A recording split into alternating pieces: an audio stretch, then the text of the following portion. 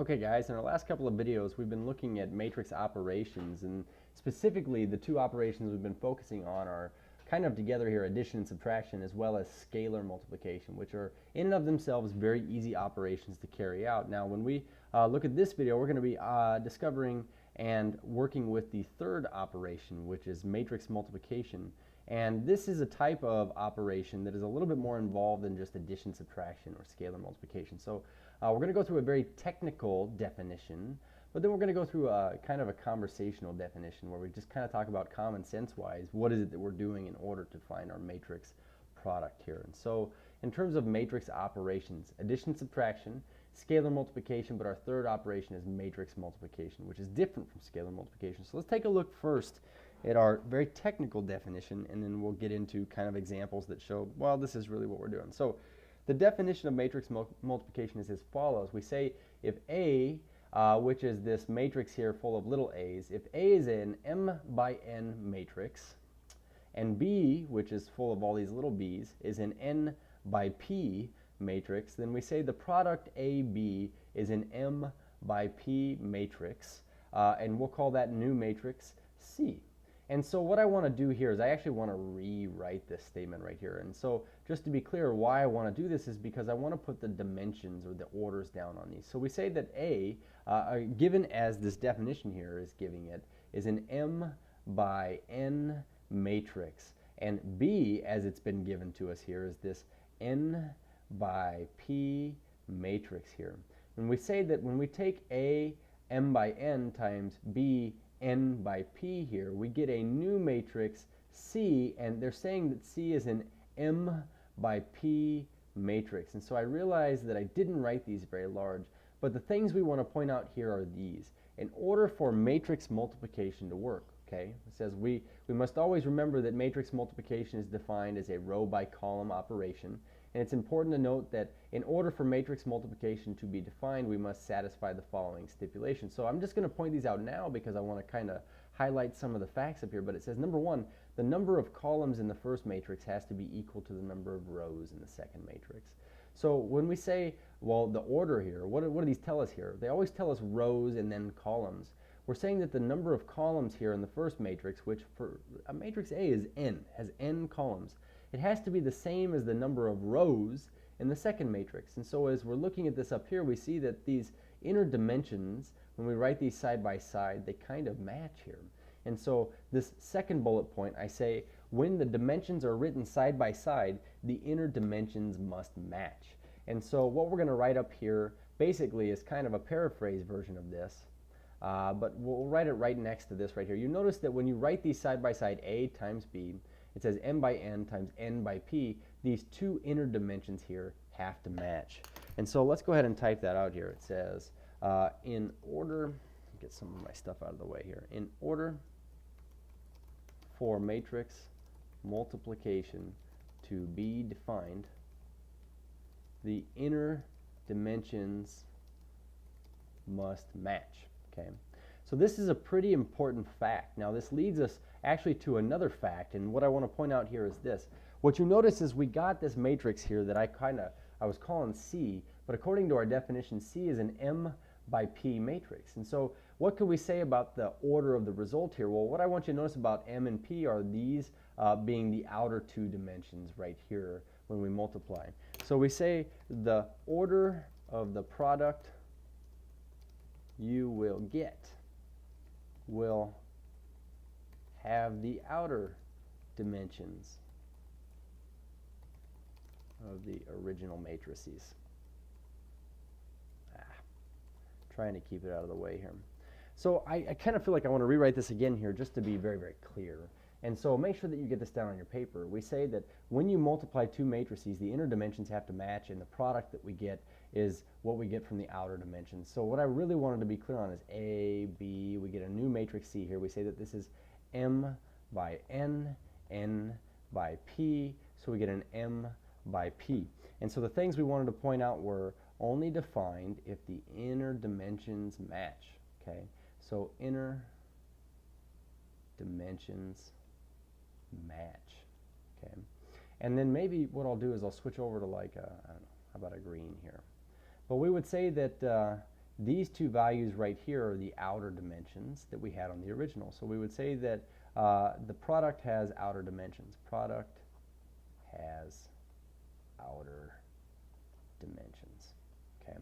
So first things first, before we get into anything here, we have to know when we can do matrix multiplication, and the only time we can do it is when we multiply and the inner dimensions match, and we already know what the size of our answer will be in that case. If they do match, we'll get the outer dimensions as being the size of our new product. So now what I want you to see is that this new matrix C that we get here is this matrix full of all these little c's here. It says Cij. And essentially Cij means that this is the entry that's in the ith row in the jth column. Now, we could use any letters we want here, but we tend to use I to represent rows and J to represent columns.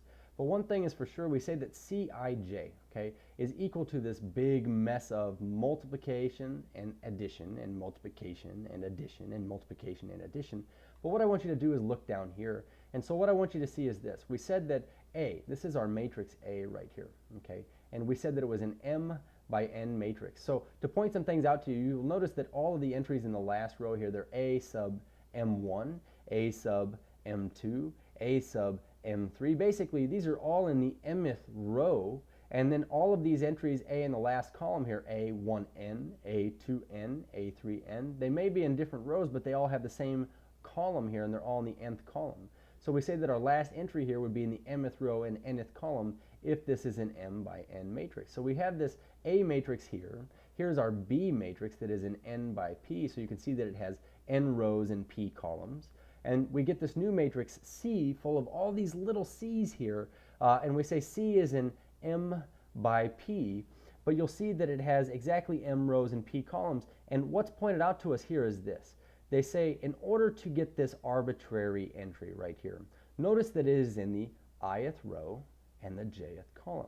So when we want to find all of these answers over here in this product matrix, basically what we're going to have to establish first is this. Find the row and the column of the entry that it is that you're looking for. Okay, so we're gonna make a little note here.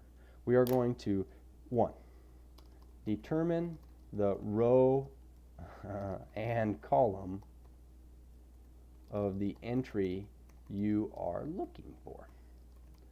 And then what we're going to do is multiply that row from the first matrix by that column in the second matrix. And so that is to say, when we do matrix multiplication, it's actually really convoluted, and once you get the hang of it, it's not so bad, but it's involved. And what we're going to say is this. In order to get this entry right here, Cij, I have to do all of this that you see up here. And so you notice what I get is I get AI1 times B1j plus AI2 B2j plus AI3 B3j. Now what I'll tell you is nobody remembers this, but what I want to do is point out where all of these entries are. And so all of these little A's that you see, they're in the first matrix here, and we say AI1, AI2, AI3, AIN. You'll notice that all of these entries are in the ith row, And so we're taking all of the entries in the ith row here, since we're looking for the ith row, jth column entry, we're looking at all of the entries in the ith row, times now, look at this, B1j, B2j, B3j, Bnj. These are basically all of the entries that are in the jth column. Okay, so we call this the jth column. And so in general, when we multiply two matrices, what we do is we say, well, first of all, is it compatible? Second of all, what's the size of the answer we're going to get? But third of all, if I know which entry I'm looking for, what row and what column is it in? Because if I know what row and what column this is in, then I'm going to take that row in the first matrix times that column in the second matrix, and what we're going to do is we're just going to multiply entries going from left to right across this row, okay, and from top to bottom down this column. And so this may look a little bit complicated, but let's just go ahead and take a look at just one example right here. And so example number 1, here's what we've got. We've got a 2 by 2 times a 2 by 2. So let's go ahead and write this out. We say 2 by 2 times a 2 by 2. Now the first thing is this. We want to check inner dimensions. Okay, and so in this case they match. And so because they match, we have a defined operation here. Then what we're going to do is this: write a blank product matrix. And so since we know what size of answer we're going to get here, we know that we're going to get a defined operation here because our inner dimensions match, but we know that we're going to get the outer dimensions as our size here. I know that my answer is going to have 2 rows, okay, and 2 columns. So this is my blank product matrix here. Now what we're going to do is go through and multiply ith rows by jth columns. And so that is to say, when I want to look for the first row, first column entry right here, this is in the first row, first column, then what we're going to do is we're going to take the first row entries in our first matrix here times the first column entries in our second matrix. So what this ends up looking like is we just multiply, starting at our 3 and our 8 here. We start on the left side of this row, but at the top of this column, we say 3 times 8, I get 24. And then we say plus, now you go over in your row and you go down in your column here, but we say negative 2 times 5 is negative 10. Okay? So now, going over and saying, well, what's our next entry here? Well, I got to know where it's at, and I know it's in the first row, second column. So we're going to take now, this time, the first row entries times the second column entries. And so starting at the beginning of this first row and the beginning of this second column, we say 3 times negative 1 is negative 3, plus, now we're going to go over in our first row and down in our second column, we get negative 2 times 2, which is negative 4. Okay, now I'm going to come back to these up here, but those are our entries we get there. Now looking here, we say second row, first column. We're going to go to our second row and our first column.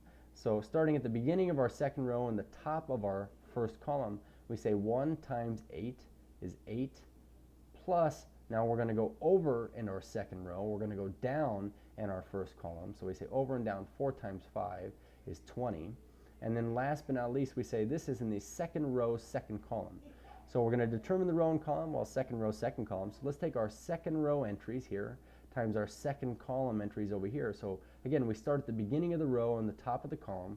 We say 1 times negative 1 is negative 1, okay, plus, now move over in your second row, move down in your second column, 4 times 2 is 8. And so what I'm going to do is now I'm just going to simplify this. 24 plus a negative 10, we get 14. Negative 3 plus a negative 4 is a negative 7, okay, and then 8 plus 20 is 28. And then negative 1 plus 8, of course, is 7. So this right here, I'm going to label this. This is our product. But you could see that in order to get this product, like I said, it's a pretty involved process. But what we're doing is we're constantly saying, can I do matrix multiplication by checking our inner dimensions? Okay. And then saying, well, what would the size of our answer be with our outer dimensions, and writing our blank answer matrix. But everything else after that is just saying, well, whichever number I'm looking for over here, I just need to know what row and what column it's in, because we're going to take that row of the first matrix times that column in the second matrix and do that process of going left to right in our row, top to bottom in our column, while multiplying and adding in between. Okay? So we're going to practice this again in our next video. Cheers.